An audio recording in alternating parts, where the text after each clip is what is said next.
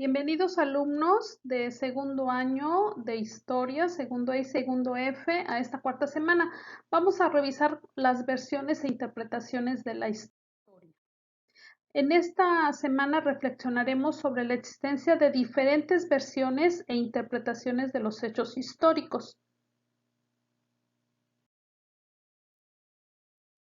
Para empezar, es importante que nos cuestionemos cómo se construye el conocimiento histórico. Es decir, quiénes son los que van construyendo la información sobre nuestro pasado.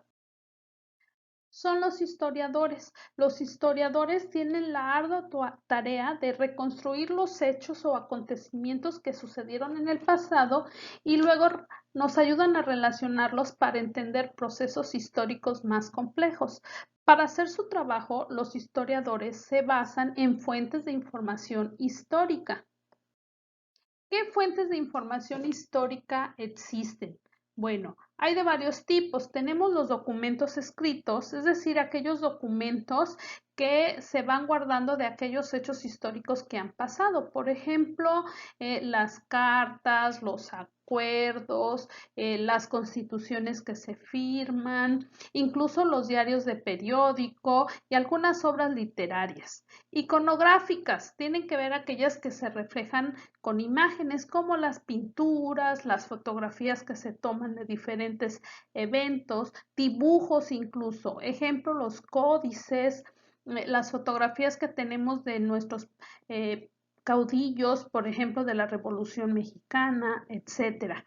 Incluso también audiovisuales, cuando se han logrado filmar eventos del pasado y que nos ayudan a entender lo que sucedió. Incluso restos materiales que tenemos a la vista, como construcciones arquitectónicas, esculturas, cerámicas, armas, ropa, que en ocasiones las podemos encontrar muy resguardadas en los museos o en los sitios arqueológicos, incluso restos de fósiles, ya sea huesos o restos de animales y vegetales.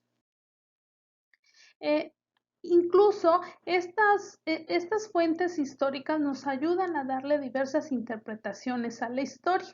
Hay una frase que dice, las diferentes versiones e interpretaciones de los hechos históricos enriquecen la historia, como estas dos imágenes. La primera, que es un lienzo que se dibujó acerca de Hernán Cortés y la Malinche, y la otra, que es igual una pintura donde se reflejan ahí Hernán Cortés y la Malinche, y como nos podemos dar cuenta, cada una de ellas tiene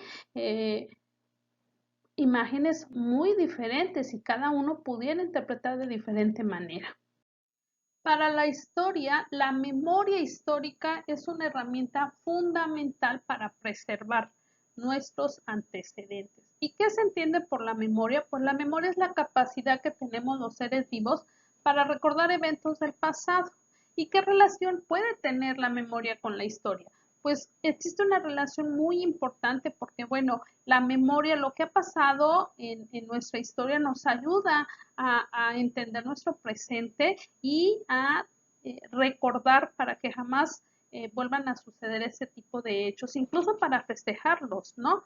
Como es el evento de la Guerra de Independencia el 16 de septiembre de 1810 y que tuvimos oportunidad de conmemorar un año más, 210 años del inicio de nuestra independencia, y entonces la memoria histórica nos ayuda a preservar esos eventos históricos, esos hechos del pasado que van formando nuestro país. ¿Cómo se relaciona la memoria y la historia? Bueno, la memoria nos va a permitir compartir con otros los recuerdos. Y hablando de historia, la memoria histórica nos permite compartir con todos lo que ha pasado en nuestro país, sobre todo en México, a través de los documentos que existen históricos, de libros de historia, de edificios, de construcciones, de obras de arte y fotografías. ¿Cómo nosotros podemos preservar nuestra memoria histórica? Bueno, hay tres procesos. El primero es el rescate y la restauración de aquellos documentos, libros, construcciones que forman parte de nuestro pasado y que son representativos de nuestra memoria histórica. incluso resguardando y conservando aquellos elementos que forman parte de nuestro país. Por ejemplo, la imagen que aquí está es el penacho de Moctezuma. Cuando Hernán Cortés llegó por primera vez a la ciudad de Tenochtitlán, Moctezuma lo recibió y le hizo un gran regalo. Le regaló su penacho. Hernán Cortés mandó ese penacho a España, la corona española, y posteriormente fue a dar a Francia. Actualmente ese penacho está en un museo francés. El gobierno de México ha pedido que se nos regrese, pero bueno, no ha sido posible porque imagínense ese penacho, los años que tiene, ya más de 500 años, sería imposible trasladarlo porque, bueno, tan solo sacarlo pudiera incluso hasta deshacerse. Otro aspecto para preservar la memoria histórica, pues es estudiándola. Es lo que nosotros hacemos con esta materia y obviamente difundir para que todo el mundo sepa qué fue lo que pasó en nuestro pasado y comprendamos el presente. Otra de las partes importantes son las diversas versiones e interpretaciones de los hechos históricos. La historia no es una ciencia exacta como las matemáticas, en donde 2 más 2 siempre nos va a dar 4. No, la historia depende mucho de quién la escribe o quién la investiga. Ejemplo, hablando de la conquista, hay dos situaciones. Suponiendo que nosotros le preguntáramos a un guerrero azteca que nos hablara sobre la conquista, nos daría una versión muy distinta a la que nos las pudiera dar a lo mejor un soldado español. El guerrero azteca nos diría que los españoles fueron muy violentos en el proceso de conquista, que llegaron con sus armas, sus armaduras, sus animales salvajes como los caballos, y violentaron, mataron a mujeres, a niños, a hombres de manera muy violenta. Incluso a nuestro último emperador azteca le quemaron los pies, lo torturaron para que les dijera dónde estaba el oro. Probablemente Hernán Cortés nos diría que lo que ellos hicieron fue rescatarnos porque estos pueblos eran politeístas, adoraban a muchos dioses y hacían sacrificios humanos, cosas que eran muy salvajes y que era mal vista por la corona española y obviamente por la religión católica, y que lo que ellos hicieron fue venir a rescatarnos, a evangelizarnos. Fíjense cómo hay diversas versiones e interpretaciones de los hechos históricos, depende de qué fuentes uno recurra y quiénes son los que escriben la historia. Por lo tanto, la historia es subjetiva. El historiador tiene la libertad de elegir su tema, las fuentes y la metodología de trabajo.